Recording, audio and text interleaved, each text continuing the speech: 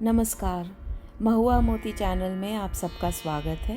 आज का वाचन सुनने पर हमें ये ज्ञात होगा कि नरेंद्र ने अपने मित्रों के साथ मिलकर एक मठ की स्थापना करी और वो मठ था वराहनगर में। इसके साथ ही नरेंद्र अपने गुरु से जुड़े अन्य सभी शिष्यों को भी उत्साहित करता रहता है कि वो मठ में आएं और यदि संभव हो तो मठ में आकर रहें और अपनी आध्यात्मिक साधना आरंभ करें और उसको सुचारू रूप से चलाएं। इस बीच नरेंद्र के एक मित्र के पिताजी उसको वहाँ पर ढूंढते हुए आ जाते हैं और अपनी चिंता व्यक्त करते हैं। उनकी शिकायत ये है कि उनका बेटा आध्यात्मिक विकास की ओर तो मुड़ गया है, पर उसे अपनी माँ की चिंता नहीं है। तो पिताजी अपने बेटे को वापस ले जाना चाहते हैं और अपनी चिंता व्यक्त करते हैं और चाहते हैं कि बेटा सांसारिकता में लौट आए, आध्यात्मिक गतिविधियों में अधिक रुचि ना ले। तो चलिए आज का वाचन शुरू करते हैं।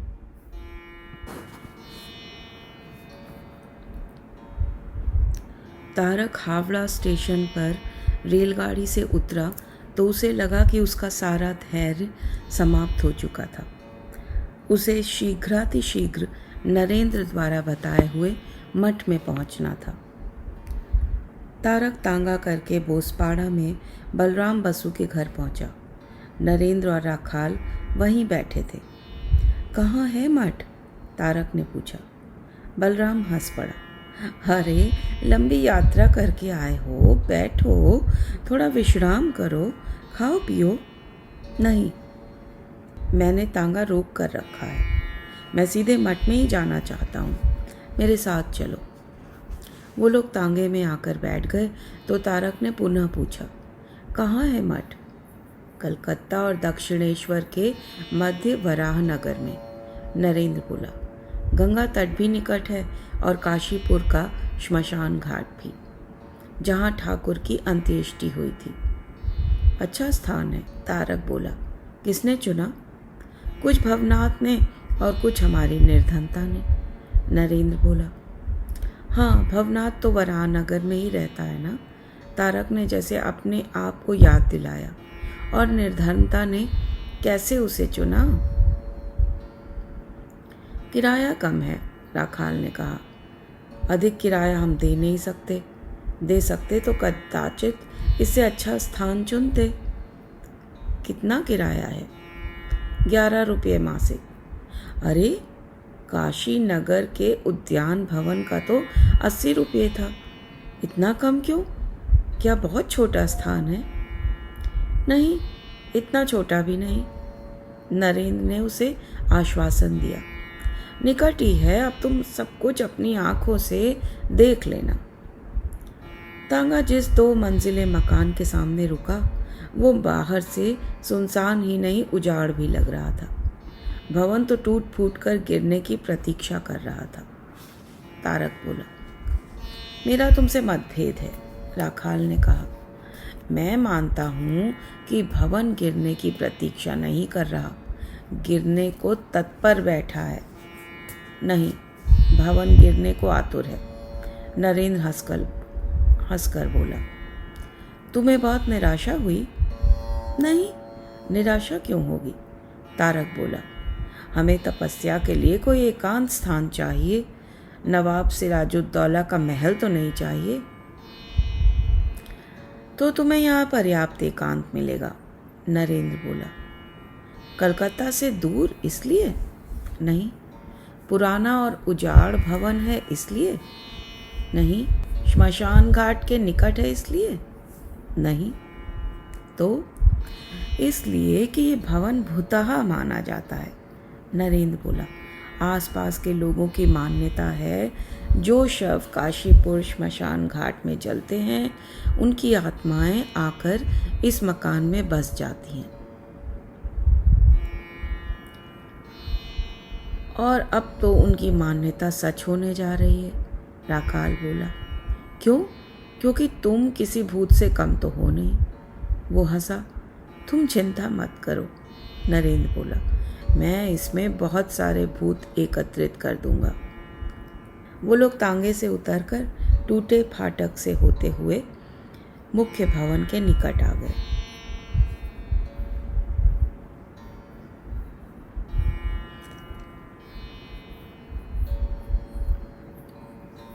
कैसा लगा आपको मठ? नरेंद्र ने पूछा। ठीक है, तारक ने संतोष तथा असंतोष के मध्य कहा। पहली दृष्टि में मुझे ये बहुत भयानक लगा, नरेंद्र बोला, और मैंने सोचा कि महाकाल और महाकाली के भक्तों के लिए इससे उत्तम स्थान कोई और नहीं हो सकता। ठीक कहते हो, राखाल ने समर्थन किया।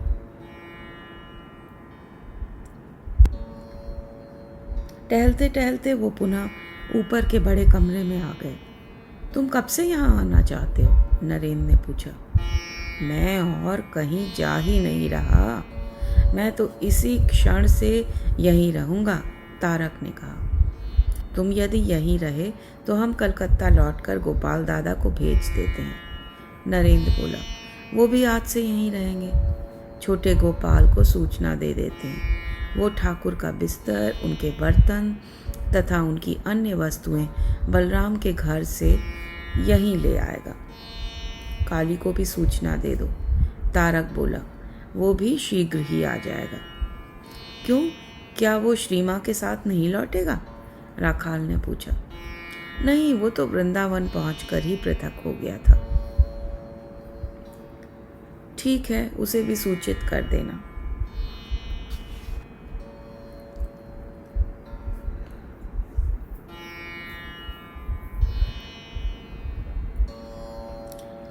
नरेंद्र प्रातः बहुत जल्दी ही वराहनगर मठ में पहुंच गया।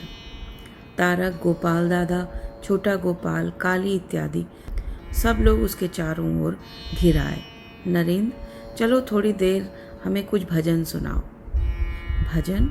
तुम्हें पता है, एक बार गाने बैठ गया तो 2-3 घंटे तो होश भी नहीं आएगा। आज कुछ जल्दी में हूँ। क्या बात है? गोपाल दादा ने पूछा। सोचता हूँ शरद के घर हुआ हूँ, नरेंद्र बोला। पिछली बार उससे मिला था तो वो मठ में आने के लिए कुछ सहमत हो गया था। संभव है आज पूरी तरह सहमत हो जाए। ये तो बहुत अच्छा समाचार है, तारक बोला। शरद और शशि भी आ जाएं तो फिर आनंद ही आनंद है। तो फिर चलो, 2-1 आदमी मेरे साथ, नरेंद्र बोला, ताकि उसे तसल्ली हो जाए कि मठ में रहने वाले लोग कितने आनंद में हैं।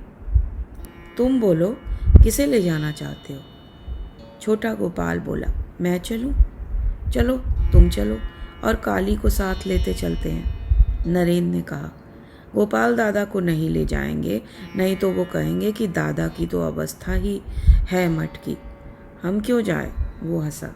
और मैं? तारक ने पूछा। तुम्हें भी ले गए तो इधर गोपाल दादा अकेले हो जाएंगे, उधर भीड़ बहुत बढ़ जाएगी। संयोग ही था कि शरद और शशि दोनों ही उन्हें घर पर मिल गए। शरद ने कपाट खोले और उन्हें कमरे के भीतर बैठाया।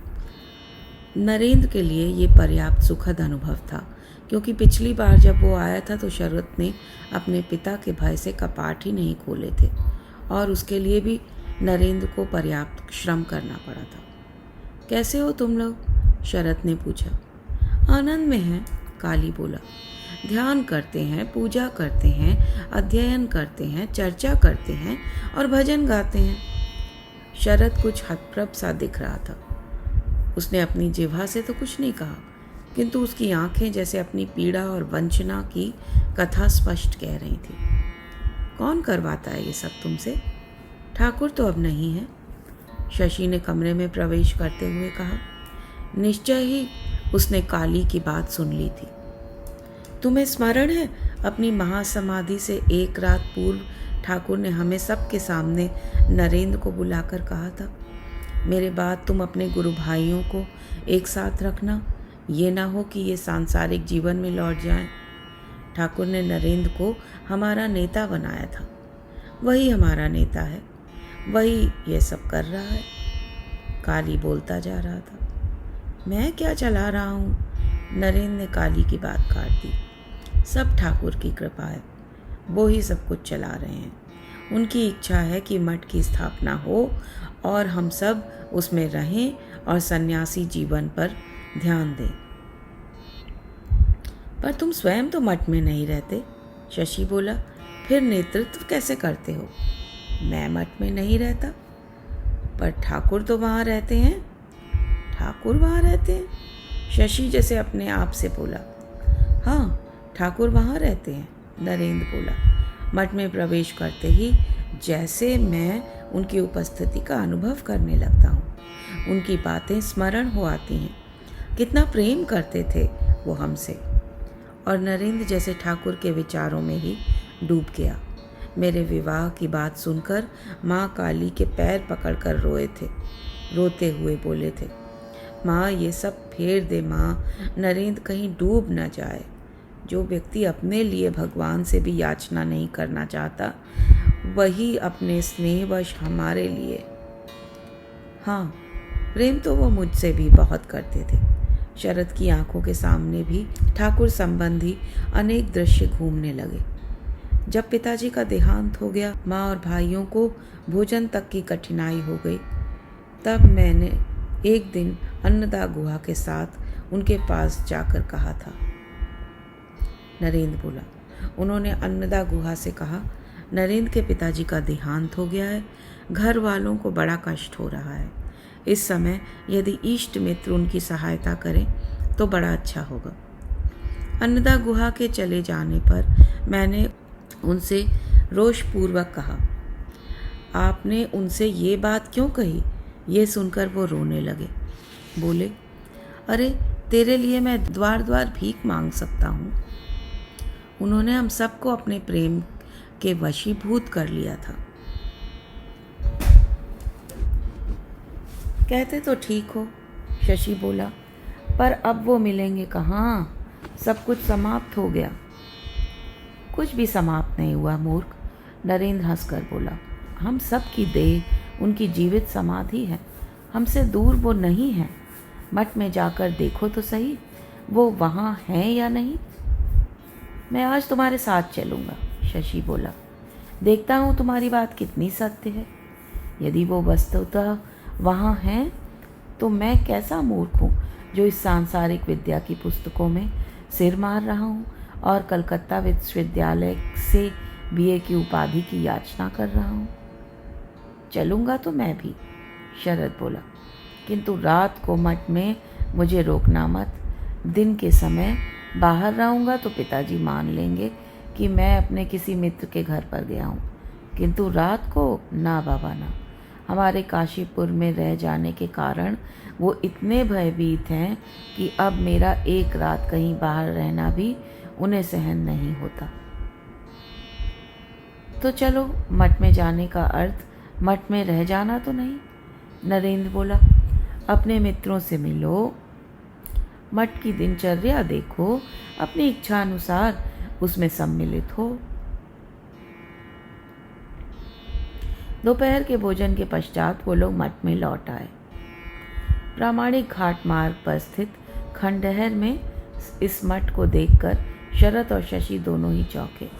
ये मठ है, इसे मठ मत समझो, नरेंद्र बोला। ये समझो कि हम अपनी तपस्या के लिए किसी वन में डेरा डाल रहे हैं। हम प्रकृति के बहुत निकट हैं, महाकाली के भक्त हैं हम, इसलिए प्रकृति का कोई सुंदर प्रदेश न चुनकर भयंकर स्थान चुना है। यहाँ हमें प्रकृति का वो भयंकर रूप उपलब्ध है जो कलकत्ता के आसपास मिलना कठिन था।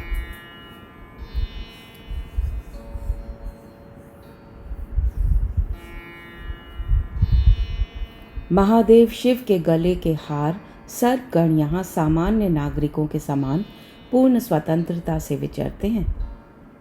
कमरे कितने हैं? शरद ने पूछा।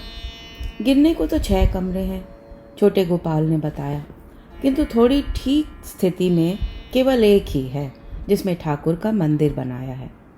ठाकुर का मंदिर? शशि ने उत्सुकता से उसकी ओर देखा। कहाँ है, जरा दिखाओ तो।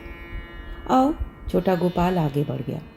शशि उसके पीछे पीछे चल पड़ा, किंतु ठाकुर के मंदिर में पहुंचने से पहले ही उन्हें तारक और गोपाल दादा मिल गए।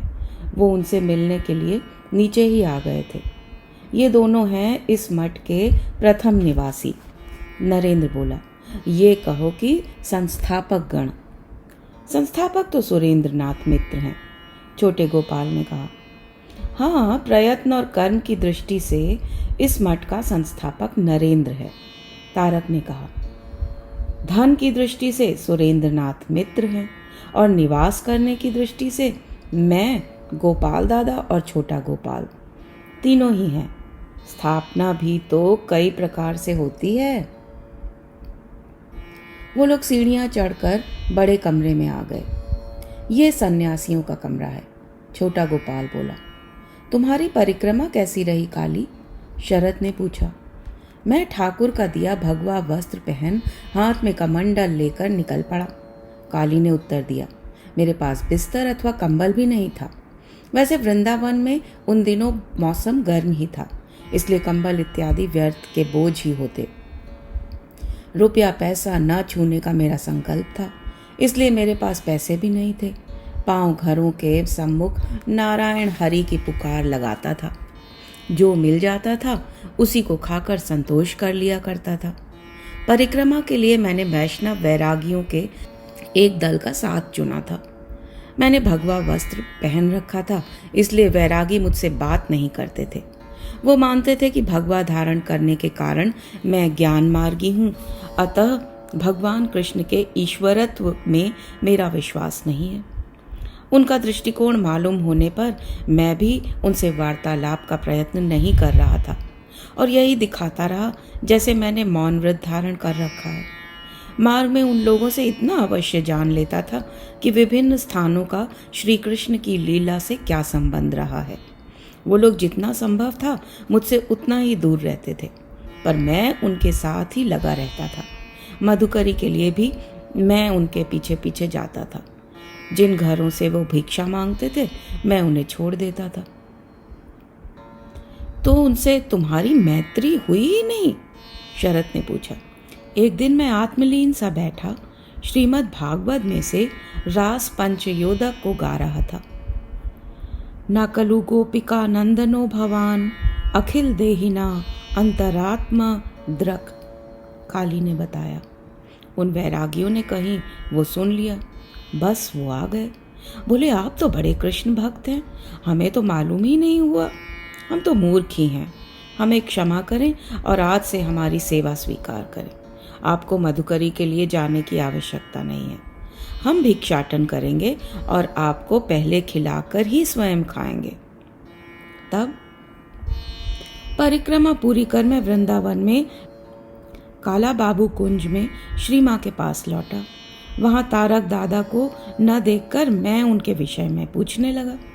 काली बोला, योगीन ने बताया कि वरानगर में मठ की स्थापना हो गई है, इसलिए तारक दादा चले गए हैं। बस फिर क्या था।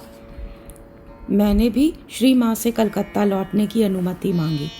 श्री माँ ने प्रसन्नतापूर्वक मुझे लौटने की अनुमति दे दी, किंतु साथ ही ये इच्छा भी व्यक्त करी कि मैं मास्टर महाशय महेंद्र गुप्त की पत्नी निकुंजा देवी को अपने साथ कलकत्ता ले जाऊं।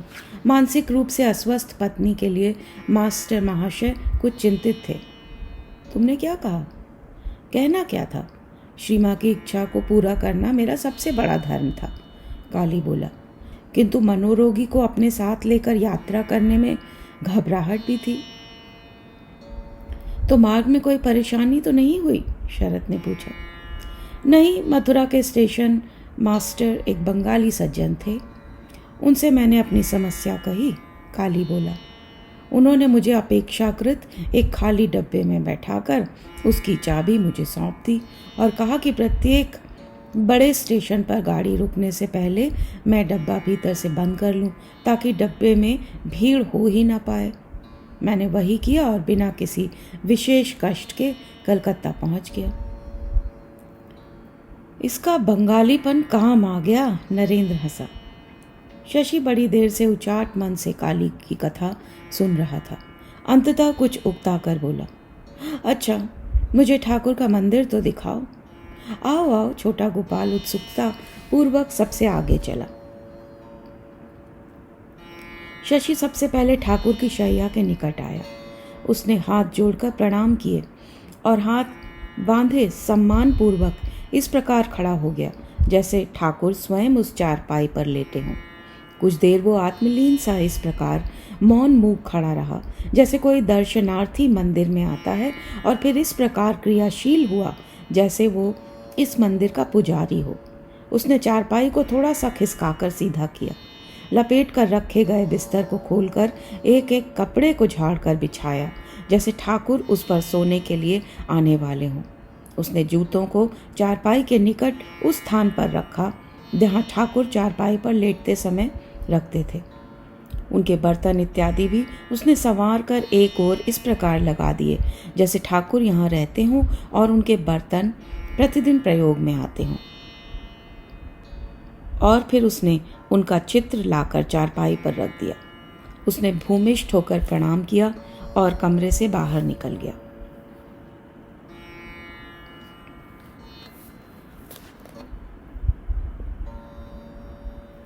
रात को भोजन के पश्चात उन्होंने बाहर खुले में धूनी रमाई। आकाश साफ था और धूनी में काठ के बड़े बड़े टुकड़े जल रहे थे। दिसंबर का अंतिम सप्ताह होने पर भी धूनी के आसपास ठंड नहीं थी। धूनी के निकट बैठते ही नरेंद्र का मन जैसे सारी सांसारिकता धूनी में जला देने को कर रहा था। ये अग्नि, ये दाह, ये भस्म, ये सब त्याग और संन्यास के लक्षण हैं। नरेंद्र का मन इतना आतुर हो उठा था कि संसार में व्यर्थ जीवन व्यतीत करने के भाव को वो संभाल ही नहीं पाता। हमारे जीवन का उद्देश्य मानव सेवा होना चाहिए। हमें मानव सेवा को ही आध्यात्मिक साधना मानना चाहिए। नरेंद्र की वाणी जैसे स्वयं त्याग की अग्नि थी जो सारी आसक्ति को जला देना चाहती थी। व्यर्थ की स्कूली पढ़ाई का क्या लाभ? एक क्षण के लिए भी हमारे मन को सांसारिक प्रलोभनों में आसक्ति नहीं होनी चाहिए। जीवन में एकमात्र सत्य ईश्वर का साक्षात्कार ही है। श्री रामकृष्ण देव के जीवन का यही अर्थ है। हमें अवश्य ही ईश्वर का साक्षात्कार करना चाहिए। उसने अपनी आंखें मूंद ली। ये संकेत था कि अब सब लोग ध्यान करेंगे। अतः सबने ही आंखें बंद कर ली। कुछ ही क्षणों में वहां पूर्ण शांति हो गई। सबकी वृत्तियां अंतर्मुखी हो गईं। बाहरी परिवेश का उनके लिए कोई अस्तित्व नहीं था। न उन्हें दिसंबर की आधी रात की ठंडी हवा की चेतना थी, न धूनी में जलती अग्नि की लपलपाती जिह्वा की। वो सब ध्यानस्थ हो चुके थे। ध्यान का सत्र लंबा चला। कई घंटे व्यतीत हो गए। नरेंद्र ने आंखें खोली तो अन्य लोगों ने भी अपना ध्यान भंग किया, किंतु नरेंद्र अपने स्थान से उठा नहीं। बोला, मेरा मन हो रहा है कि आज हम नाजरत पुत्र ईसा के जीवन की कुछ चर्चा करें। अवश्य, काली बोला। इस समय तो जाकर सो जाना जैसे अपने आप को ही धोखा देना होगा। ईश्वर का ये दूत मार्ग प्रदर्शित करने के लिए अवतीर्ण हुआ था। वो हमें बताने आए थे कि आत्मा ब्रह्मचर्य में नहीं, गूढ़ दार्शनिक तर्क वितर्कों से आत्म तत्व की उपलब्धि नहीं होती। अच्छा होता यदि तुम कोई पुस्तक न पढ़ते। अच्छा होता यदि तुम विद्याहीन होते। मुक्ति के लिए इन उपकरणों की आवश्यकता नहीं है। उसके लिए धन, ऐश्वर्य और उच्च पद की जरूरत नहीं है। यहाँ तक कि पांडित्य की भी आवश्यकता नहीं है। उसके लिए केवल एक वस्तु की आवश्यकता है, और वो है पवित्रता। पवित्र हृदय पुरुष धन्य है, क्योंकि आत्मा स्वयं पवित्र है। अपवित्र हो भी कैसे सकती है? ईश्वर से ही उसका आविर्भाव हुआ है। वो ईश्वर प्रसूत है। बाइबल के शब्दों में वो ईश्वर का निश्वास है। कुरान की भाषा में वो ईश्वर की आत्मा स्वरूप है।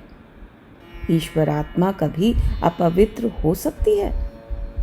किंतु दुर्भाग्य से हमारे शुभाशुभ कार्यों के कारण वो मानो सदियों की मैल, सैकड़ों वर्षों की अशुद्धि और धूल से आवृत है। हमारे नानाविध दुष्कर्म, नानाविध अन्यायपूर्ण कार्य शत शत वर्षों से अज्ञान रूपी धूली और मलिनता द्वारा उसके प्रकाश को मंद कर रहे हैं। केवल इस धूली और मैल की तह को उस पर से पूछने भर की देर है कि आत्मा पुनः अपनी उज्जवल और दिव्य प्रभाव से प्रकाशित हो जाएगी। पवित्र हृदय व्यक्ति धन्य हैं जो वो ईश दर्शन करेंगे। महान स्वर्ग राज्य तुम्हारे ही अंतर में विराजमान है। और इसलिए नाज़रत का यह महान पैगंबर पूछता है, जब स्वर्ग तुम्हारे अंतर में विराजमान है तो उसे ढूंढने अन्यत्र कहाँ जा रहे हो? अपनी आत्मा को मांझ धोकर स्वच्छ करो और वो तत्काल मिल जाएगा। वो तो पहले से ही तुम्हारा है। यदि वो तुम्हारा न होता तो तुम उसे कैसे पा सकते? तुम उसके अधिकारी हो। तुम अमरता के उत्तराधिकारी हो। तुम उस नित्य सनातन पिता की संतान हो। नरेंद्र ने रुककर उन लोगों को देखा। उसकी दूसरी शिक्षा है त्याग, जो प्रायः सभी धर्मों का आधार है। आत्मशुद्धि कैसे प्राप्त की जा सकती है? त्याग द्वारा। एक धनी युवक ने एक बार ईसा से पूछा, प्रभु, अनंत जीवन की प्राप्ति के लिए मैं क्या करूं? ईसा बोले, तुझ में एक बड़ी कमी है। जाकर अपनी सारी संपत्ति बेच डाल। जो धन प्राप्त हो उसे गरीबों को दे दे। तुझे स्वर्ग में अक्षय धन संपदा प्राप्त होगी। उसके बाद क्रूस धारण कर मेरा अनुगमन कर। धनी युवक ये सुनकर अत्यंत उदास हो गया और दुखी होकर चला गया, क्योंकि उसके पास विशाल संपत्ति थी। हम सब न्यूनाधिक अंशों में उसी युवक के समान हैं। रात दिन हमारे कानों में यही वाणी ध्वनित होती रहती है।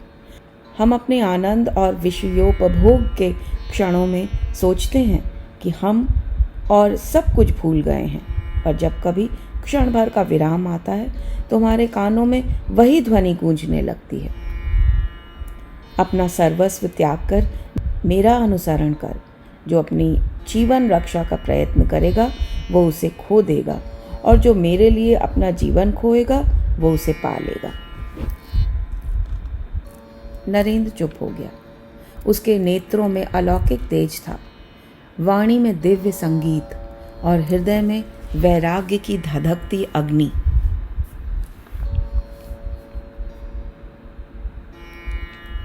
एक दृष्टि से हम सभी अवतार हैं। हम सब अपने कंधों पर संसार का भार वहन कर रहे हैं।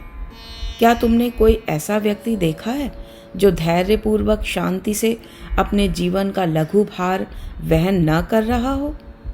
ये महान अवतार हमारी तुलना में अवश्य ही बहुत बड़े थे, और इसलिए वो अपने कंधों पर इस विशाल जगत का भार उठाने में सफल भी हो सके।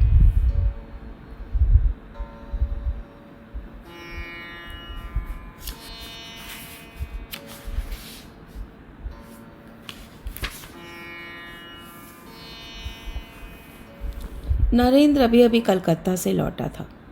मन कुछ अनमना था। आज शिवरात्रि के दिन भी उसे घर और जायदाद की चिंता करनी पड़ रही थी। वही मुकदमा, वही वकील, वही तर्कजाल, वही दूसरों को झूठा और स्वयं को सच्चा प्रमाणित करने का अनवरत प्रयत्न। नरेंद्र का मन इन सब से विद्रोह करने को था, किंतु बात केवल उसकी ही तो नहीं थी, और न ही बात केवल कानूनी दांव पेचों की थी। वो देख रहा था कि एक पक्ष दूसरे को असहाय पाकर उससे उसका पैतृक मकान भी छीन लेना चाहता था। तो क्या नरेंद्र ये अन्याय हो जाने देता? क्या वो देखता रहता कि दो छोटे लड़कों और उनकी माता को कुछ धूर्त और सामाजिक आर्थिक दृष्टि से सशक्त लोगों ने घर से बाहर निकाल गली में फेंक दिया है? उसने संन्यास ग्रहण किया था लोगों की सेवा के लिए, तो समाज में अन्याय के विरुद्ध लड़ने से बड़ी सेवा और क्या हो सकती थी? क्या रहा नरेंद्र तुम्हारे मुकदमे का? काली बोला। तुम्हारे वकील क्या कहते हैं? नरेंद्र ने कुछ रुककर काली की ओर देखा। उसके चेहरे पर विरक्ति का भाव था। आज शिवरात्रि है, कुछ भगवान के भजन की बात करो। उपवास रखा है तो महादेव शिव का नाम लो। मुकदमे, वकीलों और कोर्ट कचहरी में क्या रखा है? मुझे तो भगवान ने उसमें फंसा रखा है।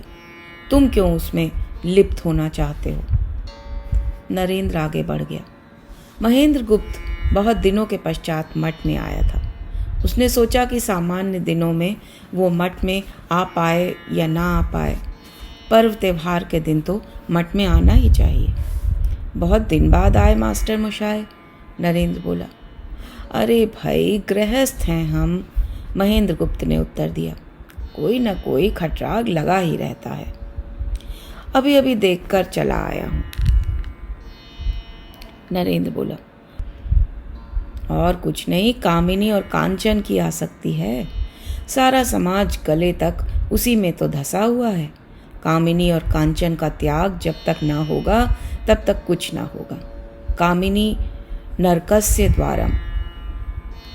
जितने आदमी हैं सब स्त्रियों के वश में हैं। शिव और कृष्ण की बात और है। शक्ति को शिव ने दासी बनाकर रखा था। श्री कृष्ण ने संसार धर्म का पालन तो नहीं किया था, परंतु वो कैसे निर्लिप्त थे। उन्होंने वृंदावन कैसे एकदम छोड़ दिया, और द्वारका का भी उन्होंने कैसा त्याग किया।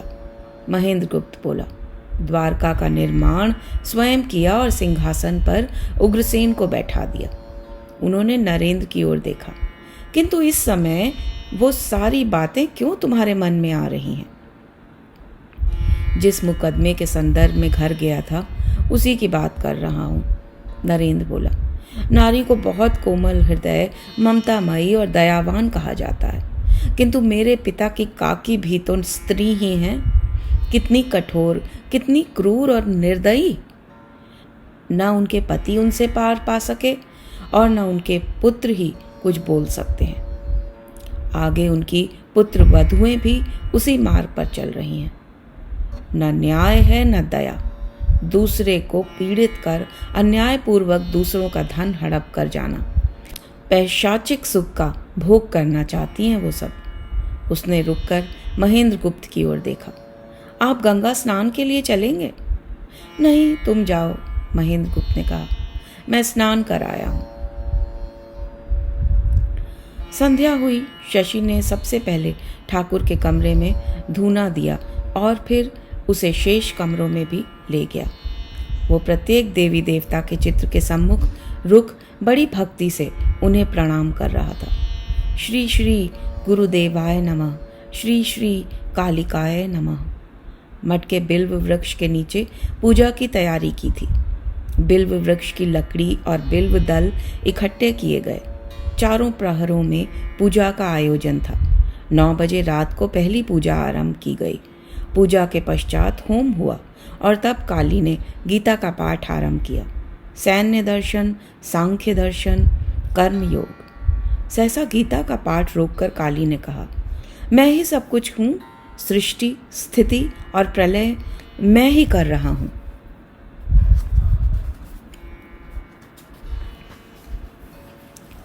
ये क्या, गीता का पाठ क्यों बंद कर दिया? महेंद्र गुप्त ने पूछा। हम गीता का अखंड पाठ नहीं कर रहे मास्टर मशाय, नरेंद्र बोला। हमें तो चारों प्रहरों में 4 बार पूजा करनी है। सारी रात जागरण करना है। बीच का समय सच्चर्चा में लगे, इसलिए गीता पढ़ रहे हैं। बीच बीच में चर्चा तो होगी ही। अब देखो, काली वेदांत की दृष्टि से कह रहा है कि सृष्टि, स्थिति और प्रलय वो सब कर रहा है, किंतु मेरा दृष्टिकोण ये नहीं है। मैं कहता हूँ, मैं सृष्टि कहाँ कर रहा हूँ? ये सब तो कोई अन्य शक्ति मुझसे करवा रही है। ठाकुर कहते थे, महेंद्र गुप्त बोला, जब तक कोई ये सोचता है कि मैं ध्यान कर रहा हूँ, तब तक वो आदिशक्ति के ही राज्य में है। शक्ति को मानना ही होगा। ठाकुर की उक्ति पर किसी ने कोई टिप्पणी नहीं की। काली ने भी महेंद्र गुप्त की इस चर्चा की उपेक्षा करना ही उचित समझा।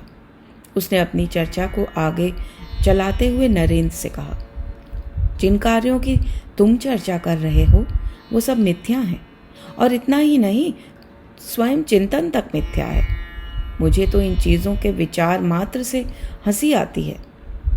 नरेंद्र ने काली को एक गहरी दृष्टि से देखा। निश्चित रूप से काली बिना किसी अनुमति के केवल शास्त्र ज्ञान की चर्चा कर रहा था।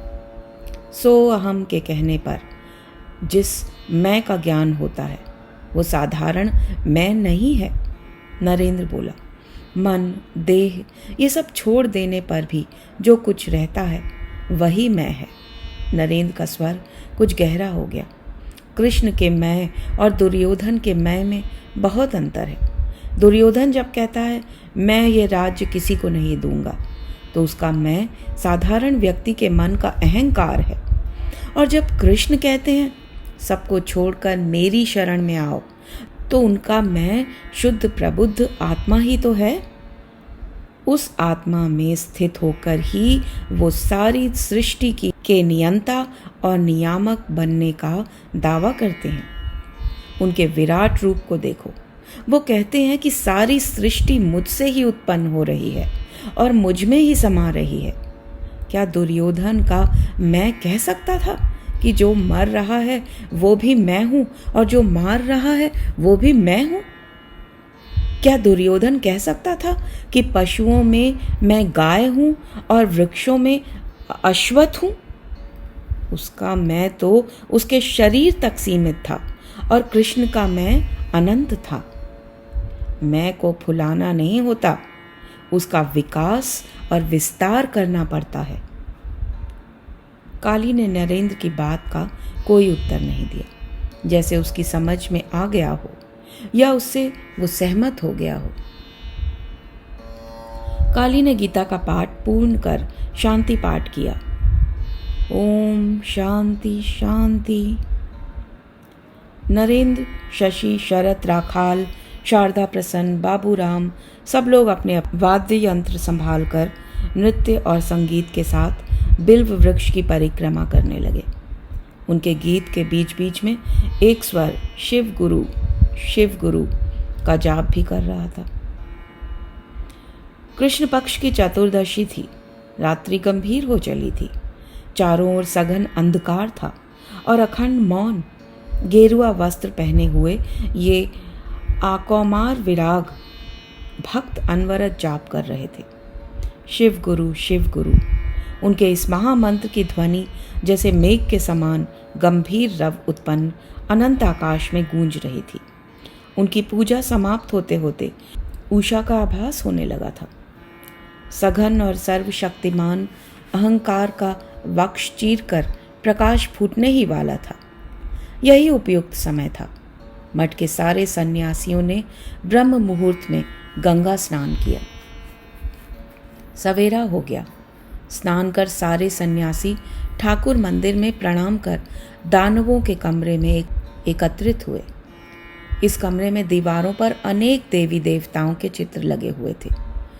क्रूसधारी ईसा का भी चित्र लगा था। एक कोने में एक चारपाई बिछी थी, किंतु उस पर बंगला, संस्कृत तथा अंग्रेजी की पुस्तकों का ढेर लगा था और जो स्थान बच गया था उस पर कुछ वाद्य यंत्र रखे थे। उसी के साथ दीवार पर एक तानपुरा लटक रहा था। सन्यासियों के सोने के लिए एक और पंक्तिबद्ध चटाइयाँ बिछी थी। प्रत्येक चटाई पर एक छोटा सा सिराहना भी था। नरेंद्र ने नया गेरुआ वस्त्र धारण किया था। वस्त्र सुंदर था। उसके चेहरे पर तपस्या संभूत पवित्र आभा थी। उसकी छवि में तेज और स्नेह का अद्भुत मिश्रण था। 24 वर्ष का वह युवा सन्यासी भौतिक और आध्यात्मिक दोनों ही दृष्टियों से साधारण रूप से आकर्षक था। लाओ भाई, व्रत के पारण के लिए जो स्वर्गीय पदार्थ हैं उन्हें प्रस्तुत करो, नरेंद्र ने कहा। अब भूख असह्य हो गई है। महेंद्र गुप्त मन ही मन जैसे स्तब्ध रह गया। ये तपस्वी कल प्रातः से ही उपवास कर रहे हैं। न दिन में कुछ खाया न रात में। दैनंदिन कार्य कर रात भर का जागरण किया है। मात्र जागरण ही नहीं किया, प्रायः सारी रात अखंड जाप किया है। अब स्नान करके आए हैं तो भूख तो लगेगी ही।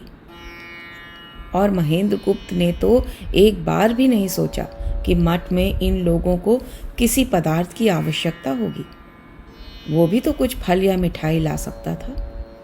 व्रत पारण के लिए क्या प्रबंध है? उसने राखाल से पूछा। ओ, उसके लिए बलराम ने कल ही फल और मिष्ठान इत्यादि भिजवा दिए थे, राखाल बोला।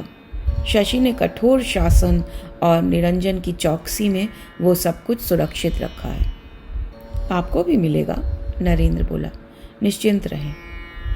शशि फल और मिठाई ले आया। उसने कमरे के मध्य में सामग्री रखते हुए कहा, सब लोग पहले एक एक फल खाओ और फिर मिष्ठान। धन्य हो बलराम, तुम धन्य हो, नरेंद्र बोला। तुम्हें भी हमारी तपस्या का फल मिलेगा। धन्य धन्य धन्य धन्य, तपस्वियों ने जैसे शोर मचा दिया। उनकी सारी गंभीरता जाने कहाँ विलीन हो गई थी। संयम और मर्यादा जैसे बालकों के खेल में परिणित हो गई। तपस्या पूरी हो गई थी और उत्सव आरंभ हो गया था। नरेंद्र ने फल खा लिया और बालक के समान उच्च स्वर में हंसा। देखो देखो, बलराम ने चाहे कितना ही बड़ा रसगुल्ला भिजवाया हो, मैं पूरा का पूरा रसगुल्ला एक बार में ही खा सकता हूँ। उसने एक रसगुल्ला उठाकर पूरा का पूरा अपने मुंह में डाल लिया। रसगुल्ला बड़े आकार का था। पूरा रसगुल्ला मुंह में डालकर उसने चबाने के लिए मुंह चलाना संभव नहीं समझा। लग रहा था कि नरेंद्र रसगुल्ला मुंह में डालकर जैसे फंस गया था। चबाने में असफल हो उसने साबुत रसगुल्ला निगलने का प्रयत्न किया, किंतु रसगुल्ला उसके कंठ में जा फंसा। उसका शरीर एकदम निस्पंद हो गया। नेत्र निर्निमेष हो गए, जैसे सांस लेने में भी कठिनाई हो रही हो। नरेंद्र का शरीर ही नहीं, कमरे में उपस्थित सारे लोग ही निस्पंद हो गए। क्या हो गया है ये नरेंद्र को? कहीं वो चकरा कर गिर ना पड़े।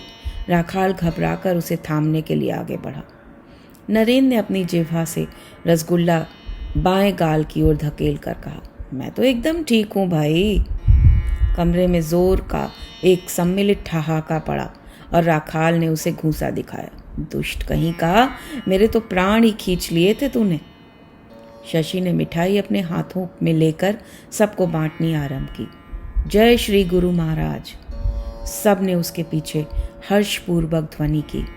जय श्री गुरु महाराज, जय श्री गुरु महाराज।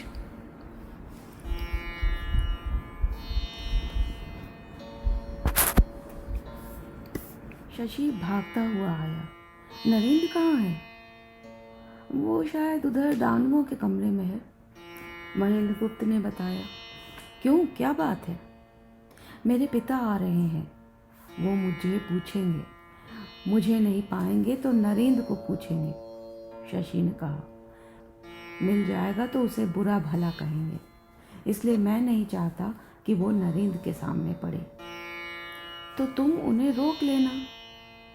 मैं उन्हें मिल गया तो मुझे घसीट कर घर लौटा ले जाना चाहेंगे, शशि बोला। इसलिए मैं तो भाग रहा हूँ।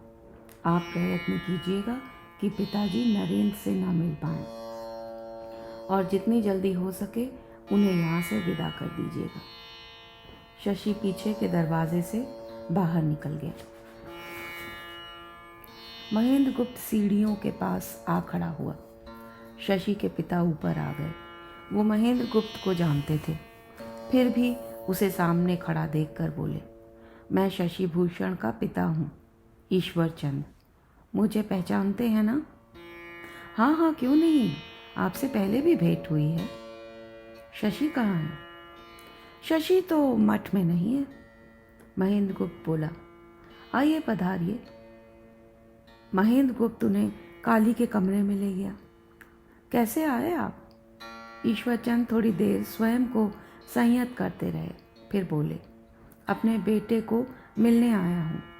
हर बार ये आशा लेकर आता हूँ कि वो मिल जाएगा और उसे घर ले जाऊँगा। अब ये समय उससे कुछ सेवा पाने की है या उसके पीछे घूमने की। निर्धन व्यक्ति हूँ, अपने पास और कोई साधन है नहीं, और पुत्र है कि माता पिता को छोड़कर कभी किसी की सेवा करने बैठ जाता है, कभी किसी की। ईश्वर के मार्ग पर चल रहा हूँ, कोई पतित कार्य तो नहीं कर रहा, नरेंद्र गुप्त बोला। जानता हूँ, नास्तिक नहीं हूँ, मैं भी तंत्र साधना करता हूँ। पाइक पाड़ा के राजा इंद्र नारायण सिंह का सभा पंडित रहा हूँ। ईश्वर चंद्र बोले, पर कोई घर परिवार छोड़कर इस प्रकार भागता नहीं फिरता। उन्होंने रुककर महेंद्र गुप्त की ओर देखा। यहाँ का कर्ता कौन है? यहाँ कोई कर्ता नहीं है, सब बराबर है। किसी की अपनी इच्छा हो तो नरेंद्र क्या कर सकता है? वो किसी को बलात् तो खींचकर नहीं ले जा सकता। महेंद्र गुप्त रुका। अब देखिए, क्या हम लोग सदा के लिए अपना घर छोड़कर यहाँ आ सकते हैं? अजी, तुम लोगों ने तो बहुत अच्छा किया, दोनों ओर की रक्षा कर रहे हो। ईश्वर चंद बोले, तुम लोग जो कुछ कर रहे हो उसमें धर्म नहीं है क्या? हमारी भी तो यही इच्छा है कि शशि यहाँ भी रहे और वहाँ भी रहे। आकर कभी देखो, शशि की माँ रो रो कर कैसे बेहाल हुई पड़ी है। शशि भी आप लोगों को बहुत याद करता है। महेंद्र गुप्त ने उन्हें सांत्वना दी। कई बार तो रोता है कि माता पिता की सेवा नहीं कर पाया। तो आता क्यों नहीं माता पिता के पास? कौन रोकता है उसे? ईश्वर लाभ की कामना, साधुओं के सत्संग की इच्छा, साधुओं की खोज में क्यों इतना मारा मारा फिरता है? ईश्वर चंद पुनः आवेश में आ गए। वो कहे तो मैं उसे एक अच्छे महात्मा के पास ले जाऊं। शशि के पिता को विदा कर महेंद्र गुप्त लौटा तो राखाल दिख गया, किंतु राखाल महेंद्र गुप्त के पास बैठा नहीं। बोला, मास्टर मशाय, चलिए दानवों के कमरे में चलें। वराह नगर के कुछ शिक्षित लोग आए हुए हैं। नरेंद्र से उनकी बातचीत हो रही है। नरेंद्र भी क्या बात करता है। राखाल एकदम चमत्कृत लग रहा था। क्यों, क्या कहा नरेंद्र ने? नरेंद्र ने कहा, जब तक अपने भीतर काम है तभी तक स्त्री की सत्ता है, अन्यथा स्त्री और पुरुष में कोई भेद नहीं है।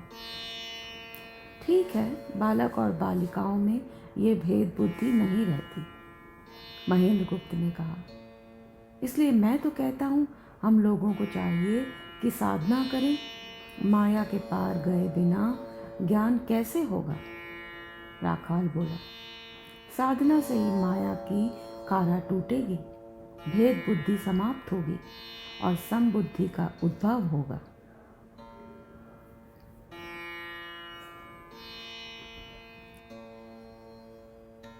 नरेंद्र लौट कर आया तो देखा राखाल शारदा प्रसन्न को पकड़े बैठा है। तेरे कारण भी मुझे डांट पड़ी है।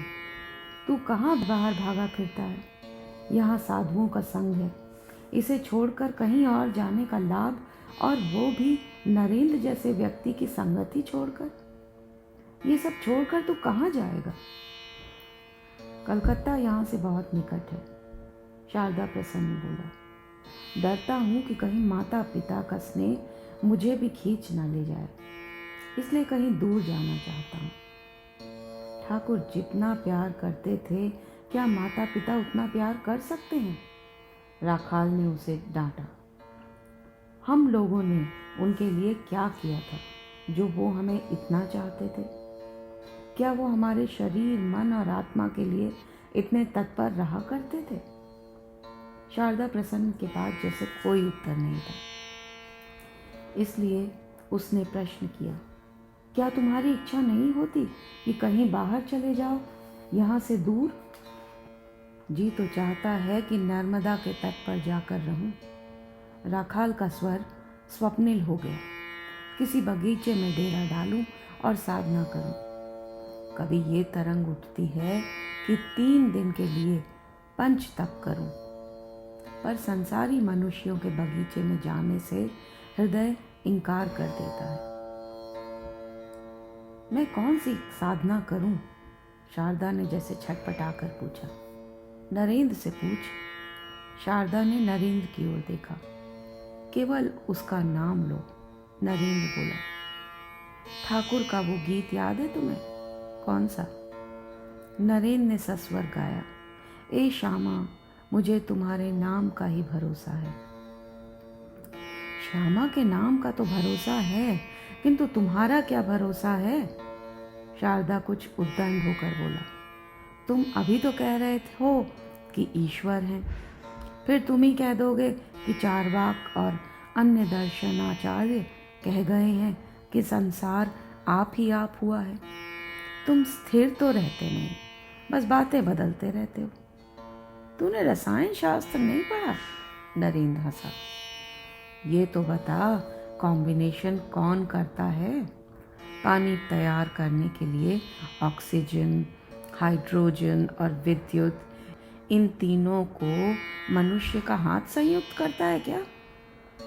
सब लोग मानते हैं कि एक इंटेलिजेंट फोर्स का अस्तित्व है। वो सत्ता, ज्ञान स्वरूप एक ही है जो इन सब पदार्थों को चला रही है। भगवान में दया है, ये हम कैसे जान सकते हैं? शारदा ने एक नया प्रश्न खड़ा किया। भत्ते दक्षिणम मुखम, ये वेद कहते हैं। जॉन स्टुअर्ट मिल भी यही कहते हैं। जिन्होंने मनुष्य के मन को दया दी, न स्वयं जाने कितने दयावान हैं। ठाकुर भी तो यही कहते हैं, विश्वनाथ ही सार है। ईश्वर हमारे अत्यंत निकट है। विश्वास करने से ही सिद्धि होती है। सुन। और नरेंद्र ने गाना आरंभ किया। मोह को कहाँ ढूंढे रे बंदे, मैं तो तेरे पास में। ना रहता मैं झगड़ी बिगड़ी, ना छुरी गड़ास में। ना रहता मैं खाल रोम में, ना हड्डी ना मांस में। ना देवल में, ना मस्जिद में, ना काशी कैलाश में। ना रहता मैं अवध द्वारिका, मेरी भेंट विश्वास में। ना रहता मैं क्रिया कर्म में, ना योग संन्यास में। खोजेगा तो आन मिलूंगा, पल भर की तलाश में। शहर से बाहर डेरा मेरा, कुटिया मेरी मवास में। कहत कबीर सुनो भाई साधो, सब संतन के साथ में। नरेंद्र के इतने मधुर गीत का भी शारदा पर कोई विशेष प्रभाव नहीं पड़ा। उसने अपना आरोप दोहराया। कभी तो तुम कहते हो कि भगवान है ही नहीं, और अब ये सारी बातें सुना रहे हो। तुम्हारी बातों का कुछ ठीक नहीं है। तुम प्रायः अपना मत बदलते रहते हो। ये बात अब कभी नहीं बदलूंगा, नरेंद्र दृढ़ स्वर में बोला। जब तक वासनाएं रहती हैं, तब तक ईश्वर पर अविश्वास रहता है। मनुष्य के मन में कोई न कोई कामना रहती ही है, और कुछ नहीं तो मन ही मन में पढ़ने, परीक्षाएं पास करने, विद्वान बनने की वासना ही रह जाती है। और नरेंद्र का भक्ति विह्वल मन संगीत के रूप में निर्झर के समान फूट पड़ा। शारदा देख रहा था कि नरेंद्र की ये विशेषता थी कि गाने बैठता तो एक आध गीत नहीं, वो तो घंटों के हिसाब से गाया करता था। एक के बाद एक गीत गाता चला जाता और संगीत में तल्लीन होकर रह जाता था, जैसे गा ना रहा हो, समाधिस्थ हो गया हो। पीले अवधूत हो मतवाला, प्याला प्रेम हरि रस कारे। बाल अवस्था खेल गवायो, तरुण भयो नारी बसकारे। वृद्ध भयो कफ वायु ने घेरा, खाट पड़ो रहियो शाम सकारे।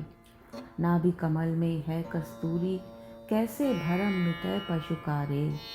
बिन सदगुरु नर ऐसे ही ढूंढे, जैसे मृग फिरे वनकारे। नरेंद्र का स्वर थमा तो जैसे इंद्रधनुषी परिवेश ही टूट गया। सन्नाटा अत्यंत क्रूर लगने लगा था। नरेंद्र उठकर खड़ा ही नहीं हो गया, कमरे के बाहर भी निकल आया।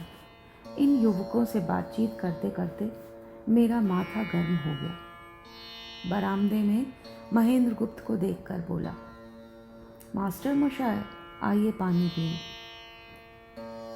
नरेंद्र नीचे आया। क्यों मास्टर मशाय, क्या हो रहा है? महेंद्र गुप्त कुछ अचकचा गया। उसने नरेंद्र के प्रश्न का उत्तर नहीं दिया। बोला, तुम्हारा स्वर बहुत मधुर है, कोई श्लोक सुनाओ जिससे मन को शांति मिले। नरेंद्र तो जैसे तैयार ही था। ये सब उसकी मन भावन चर्चा थी। इसके लिए विशेष अनुरोध अथवा आग्रह नहीं आवश्यक था। उसने सस्वर अपराध भंजन स्तव का पाठ आरंभ कर दिया। गृहस्थगण ईश्वर को भूले हुए हैं। बाल्य प्रौढ़ तथा वार्धक्य तक वो न जाने कितने अपराध करते हैं। क्यों वो मनसा वाचा और कर्मणा ईश्वर की सेवा नहीं करते? उसने रुककर महेंद्र गुप्त की ओर देखा। संसार में निर्लिप्त रहने की बात जितनी चाहे कीजिए, किंतु काम कांचन का त्याग बिना किए ना होगा। स्त्री के साथ सहवास करते हुए घृणा नहीं होती। उसने श्लोक पाठ आरंभ किया। अमेध्य पूर्णे कृमि जाल संकुले स्वभाव दुर्गंध विनिंदितांतरे कलेवरे मूत्रपूरीश भाविते रमन्ति मूढ़ा विरमन्ति पंडिता। वेदांत वाक्यों में जो रमण नहीं करता, हरिरस का जो पान नहीं करता, उसका जीवन ही वृथा है। उसने रुककर महेंद्र को देखा। इस भाव का एक गीत सुनिए।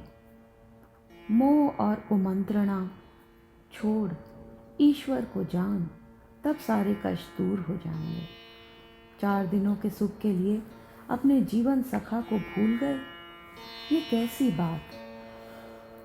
वह कुछ रुक कर बोला, कौपीन धारण किए बिना दूसरा उपाय नहीं। संसार का त्याग करना ही होगा। विद्यानंद रूप शिवोहम शिवोहम शिवोहम, मैं ही वो सच्चिदानंद हूँ। नरेंद्र के मन में तीव्र वैराग्य है। महेंद्र गुप्त सोच रहा था, इसलिए मठ के अन्य भाइयों की भी यही अवस्था है। इन लोगों को देखते ही ठाकुर के गृहस्थ भक्तों में काम कांचन के त्याग की इच्छा प्रबल हो जाती है। आइए भोजन कर लें, नरेंद्र बोला। मुझे कलकत्ता जाना है। घर जा रहे हो? हाँ, मुकदमे के लिए वकील से मिलना है, नरेंद्र बोला। अब रात को ही लौटूंगा। कोई और साथ जा रहा है? हाँ, तारक जा रहा है।